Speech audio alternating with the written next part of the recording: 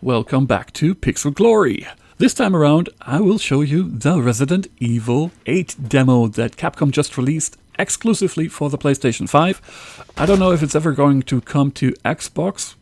I hope so, but for now, I have to stick with the PlayStation 5 version. Actually, it doesn't matter. It looks great on the PlayStation 5 as well, and I really enjoyed the heck out of it. It took me 20 minutes for this maiden demo, as it's called, to get through it. You can definitely finish it faster, much faster, when you know what to do. But I took my time to look around and to enjoy the graphics, so it took me 20 minutes.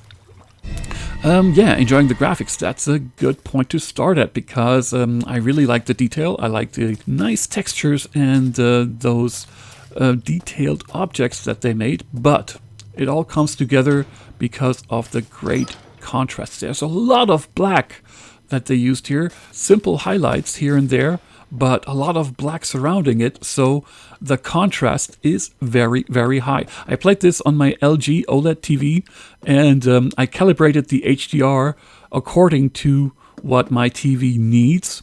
So I don't know how it looks like on your monitor, but I can tell you by this color graph here that with the settings that I used, the HDR is not used really extensively. It is there, and it's used in a clever way. There's only a few objects here and there that ever get past 500 nits, like the chandelier or the fireplace.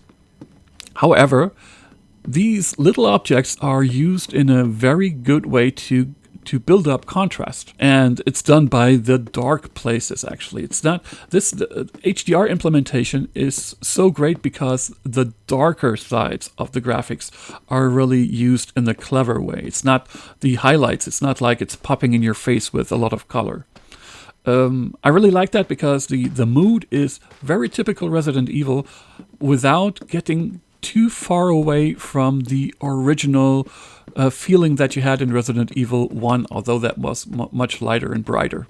Because, you know, this was a thing that I didn't like too much about Resident Evil 3, about the remake, because it was too bright in some places, you know. It was almost like going through Las Vegas or something like that.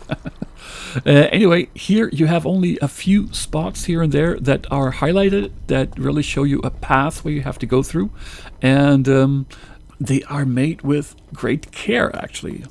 The only thing that I think that Capcom will have to do is either change the resolution or optimize the heck out of it, because as you can see by this frame time graph, in this main hall, the frame rate can barely ever hold 60 frames per second. In the narrow places, like in the cellar, it's not a problem. Actually, there you have 60 flat. But as soon as you come into this main hall, the frame rate drops rapidly, and it drops here and there all over again when you see lots of things happening. Yeah, I think they will use a dynamic resolution in the end, which is the clever way to do it, because after all, you want to have enemies in the final game too. You know, it's probably not going to be just a puzzle-solving game as it is here in the demo. There's not much to do. You have a few puzzles here and there. You pick up an item and examine it and take it apart and just put one part of it somewhere else, and then the door opens. Yeah, it's not that clever. It's more of how could I say, this is a graphics showcase. This is not a gameplay showcase, so I don't mind. But I think in the end there will be a lot more going on in the final game. So if they want to keep the graphics level this high, then they will have to change the resolution. So we finally meet.